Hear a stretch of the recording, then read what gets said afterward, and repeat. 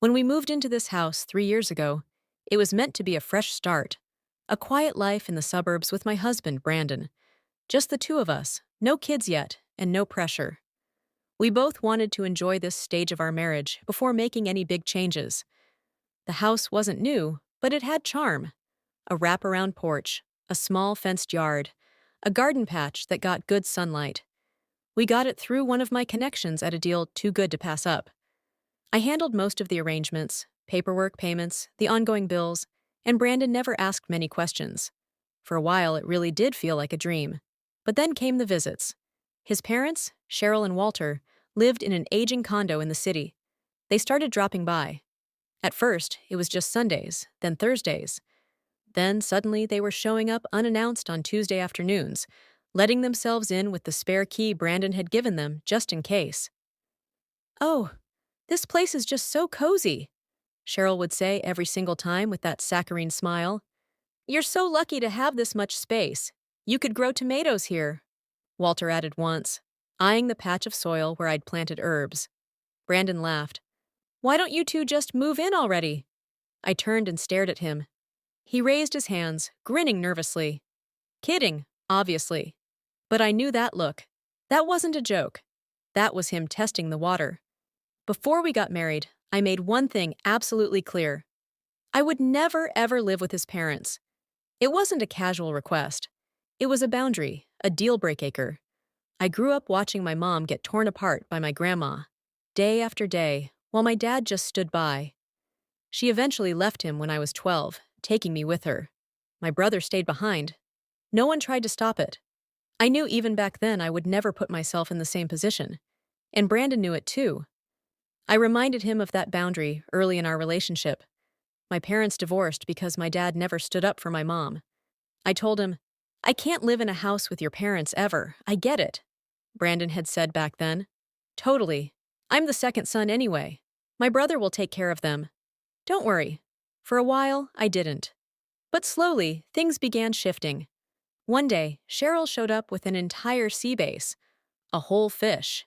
It was on sale. I figured you could fillet it. You're such a good cook. I'd never touched a whole fish in my life. I had no idea what to do with it. I ended up Googling a tutorial and hacking my way through it, but the result didn't meet her unspoken standards. "Well," she said with a sigh, "it's definitely not restaurant quality, but it's edible."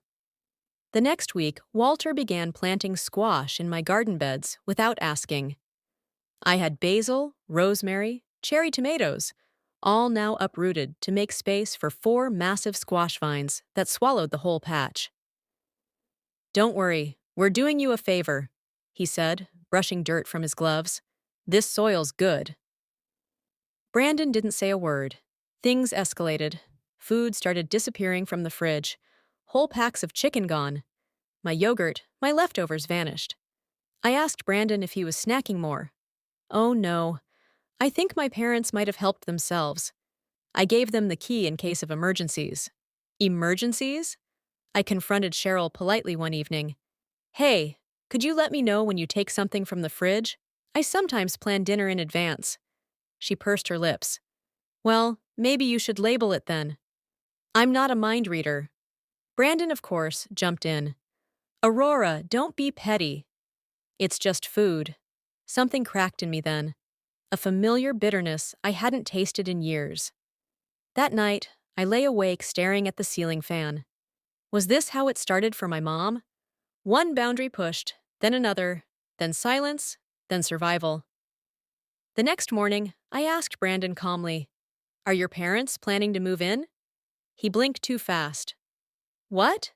No. Why would you even think that?" I just stared. He shrugged. "Even if they did, what's the big deal? It's not like we don't have the space." "You promised me." Brandon rolled his eyes. "Things change. Aurora, life changes." I didn't like that answer. It wasn't just the words. It was his tone. Casual, like the promise never mattered. I needed clarity, and I knew who would give it to me. I reached out to Rachel, Brandon's sister-in-law. She was married to his older brother, Jared. Rachel was quiet, gentle, never confrontational, but I always got the sense she noticed more than she let on. I called her that afternoon. Hey, I said. This is a little weird, but have Cheryl and Walter said anything about moving? A long pause. Then Rachel exhaled. You don't know? My stomach sank. They didn't tell you about the building. What building? Their condo's being torn down. Foundation issues. Everyone's been notified. Construction starts in 2 months. I nearly dropped the phone. They've been trying to figure out where to stay. Jared and I offered to help with a rental, but they refused. Walter said Brandon already agreed to take them in. I didn't speak. And there's more, Rachel added quietly. When we found out how expensive the relocation would be, Jared said they could put the condo in his name and we'd pay the repair fees. Brandon lost it, said the deed should stay with their dad, said it's his right as a son. I sat down. So, he's fighting for inheritance by housing them. Rachel hesitated. I shouldn't be telling you this, but yeah. He made it clear. He wants to be the one to care for them, so he gets what's left when they pass. What's left? I whispered. There's nothing. The condo's underwater and Walter's still paying off debt from the renovation. Brandon had known this all along. The visits weren't casual. The fish, the gardening, the fridge raids, they weren't temporary. They were a slow move and planned, precise, behind my back. I thanked Rachel, hung up. Then I stood in our kitchen, staring at the garden, at the overgrown vines, at the space they had claimed as theirs. And I smiled. Not because I was okay, because I knew exactly what I was going to do next. I stopped fighting, stopped nagging about the fridge, stopped moving Walter's tools off my counter.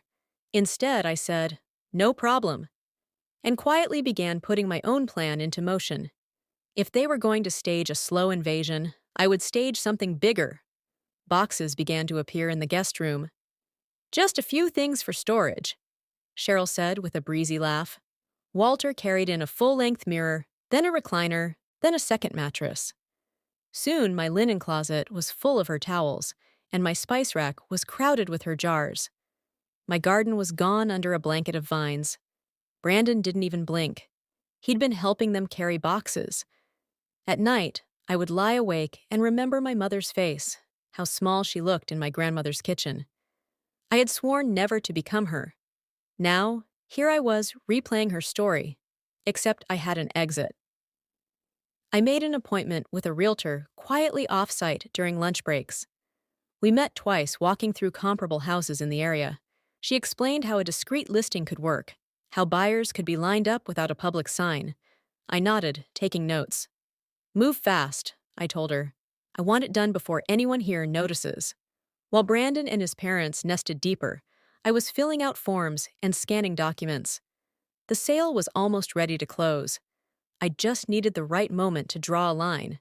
It came over dinner one rainy Wednesday. Walter had commandeered my grill again. Cheryl had made a lumpy casserole.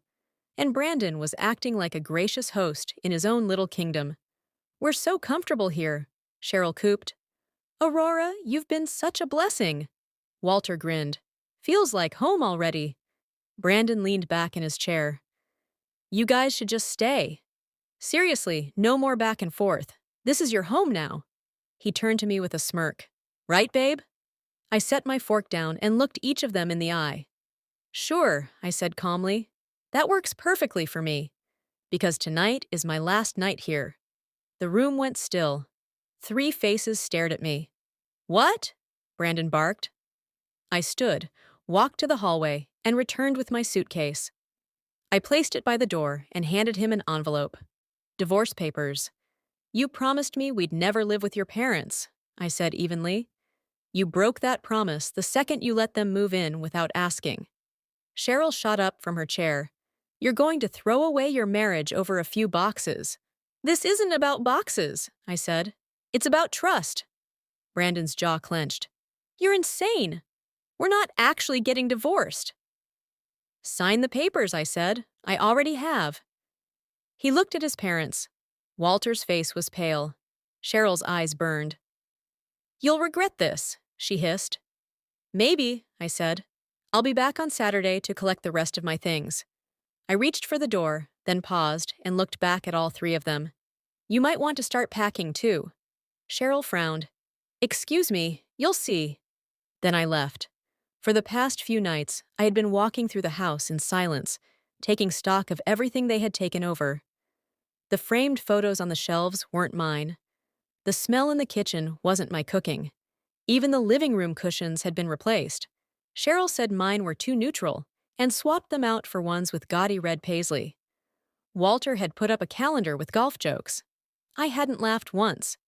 I spent Thursday night going through old receipts, closing out subscriptions, organizing every document. It was oddly therapeutic. Every drawer I cleared felt like peeling away another layer of a marriage I no longer recognized. This wasn't grief. It was relief. Slow and steady. On Friday, I boxed up the last of my personal items. Photo albums, my grandfather's watch, a few letters from my mom. The rest I didn't care about anymore. Let them keep the curtains and the mugs and the couch they thought they owned. They hadn't just taken up space.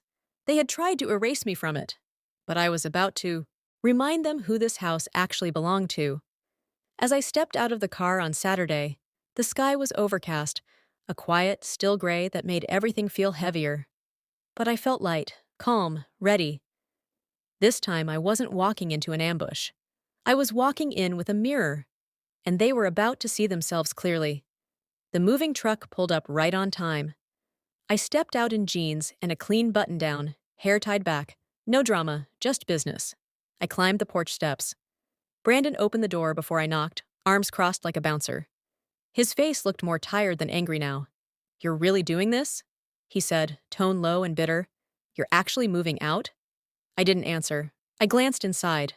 Cheryl's doilies on every surface. Walter's recliner by the fireplace, their clutter soaking into every inch. "You didn't pack," I said flatly. "Why would I?" Brandon snapped. "You're the one leaving." Cheryl appeared behind him with her arms folded. Walter stood in the hall with a smug half-smile, holding a mug I didn't recognize. "This is still our house," Brandon barked. "You don't get to just show up and pretend you're in charge. You left." I stared back at him. Behind me, I heard the crunch of tires on the gravel driveway, footsteps on the path. Brandon frowned. "Who's that?" I turned, stepped aside. A woman in a navy blazer carrying a clipboard walked up the steps beside me.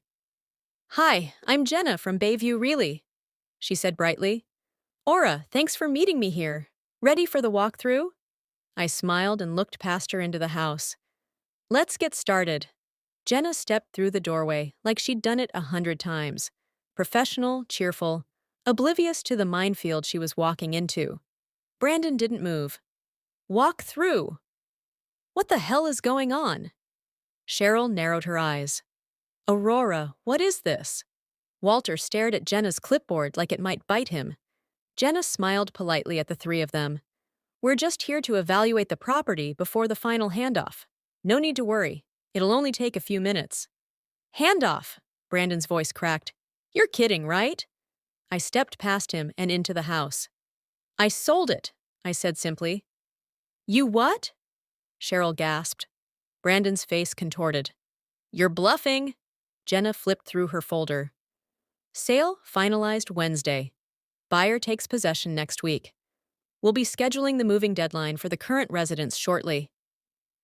Cheryl stepped back like she'd been slapped. "You can't do this. This is our home." "No, Cheryl," I said, turning to face her. "It was never your home. It wasn't Brandon's either. I bought this house before we got married. It was mine, and now it belongs to someone else." Brandon's voice lowered, desperate.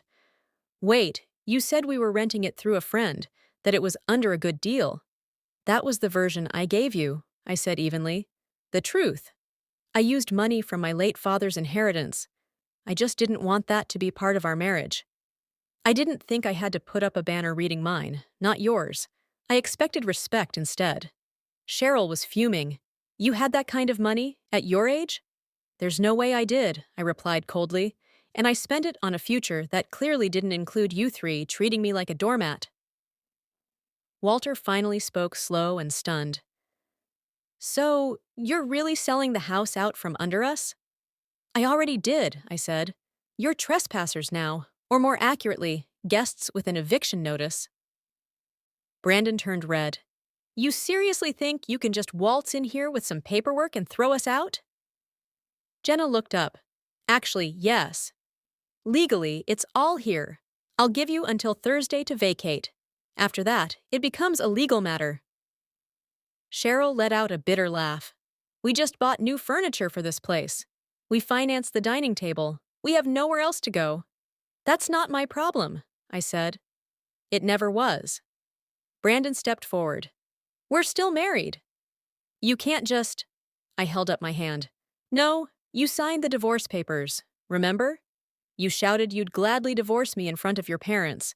So now you're no longer my husband, just a guy who scammed his way into someone else's house and lost. His eyes dropped. He didn't deny it. Please, Cheryl said, her voice cracking. Can't we just stay a little longer? At least until we find something. I looked at her, really looked at her, and saw a woman who had never seen me as an equal, only as a utility. Someone who cooked, cleaned, stayed quiet, and knew her place. No, I said. By Monday, the moving truck was back, but this time for them. They tried to fight it. Cheryl cried to Jenna, tried to stall the buyers, but the new owners had already booked renovations. Walter quietly boxed up his golf magazines. Brandon didn't say a word to me. I stood on the sidewalk, arms folded, watching as their final load rolled away. Jenna stepped beside me. Want to walk through one last time? I shook my head. I'm good. A week later, Rachel texted me. Heard they're in a small rental apartment on the east side, all three crammed in. Brandon's furious. Cheryl's been calling Jared daily, begging to stay with them. Apparently, the inheritance Brandon fought for wasn't an inheritance at all. The condo was in heavy debt. Walter still owed for renovations he'd done years ago, thinking the value would rise. It hadn't. The only thing Brandon won in his family power struggle was liability. Rachel added, Jared offered to cover a few months of their rent if they promised never to ask to move in. They declined out of pride, I guess. Good. Let them have their pride.